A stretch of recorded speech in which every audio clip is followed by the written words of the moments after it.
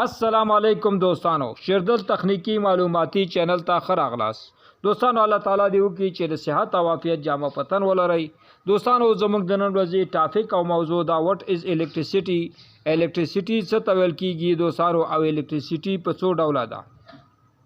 اول دوستانو الکتریسيټي عبارت ده د فورم اف انرژي، د انرژي وی برخه ته الکتریسيټي برېښنا ویل کیږي.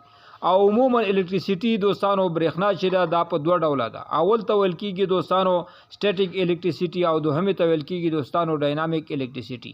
دوستانو سټیټیک الکتریسيټي ساکنه برېښنا ته ویل کیږي او ډاینامیک الکتریسيټي دوستانو هغه متحرک برېښنا ته ویل کیږي.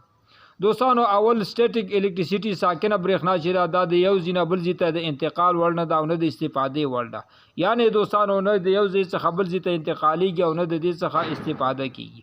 او ډاینامیک الکتریسيټي دوستانو برېښنا هغه برېښنا ته ویل کیږي چې د یو ځای څخه بل ځای ته په کنډکټر باندې انتقالیږي او هم د استفادې وړ ده. دوستانو راځو د ډاینامیک الکتریسيټي ته دوستانو دیتا کرنٹ هم ویل کیږي. دوستانو عموما کرنٹ چې هغه په دوه ډوله دی. په څو ډوله دی دوستانو؟ په دوه ډوله دی. یو ته ویل کیږي دوستانو هغه ډایرکټ کرنٹ او بل ته ویل کیږي دوستانو الټرنیټر کرنٹ.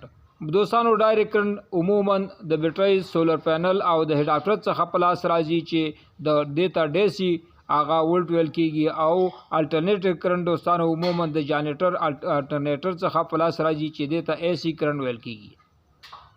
نو زمونږ د نن ورځې ټاپک او موضوع هم دومره وه دوستانو. که غواړئ د برد تخنیک څخه ځانونه برخمن کړئ او خپل هر قسم برقي وسایل په خپلو کورونو کې جوړ کړئ، نو زما چینل د سره سبسکرایب کړئ او دا ویډیو د سره لایک کړئ. د توجه نه مو یو جهان مننه. السلام علیکم.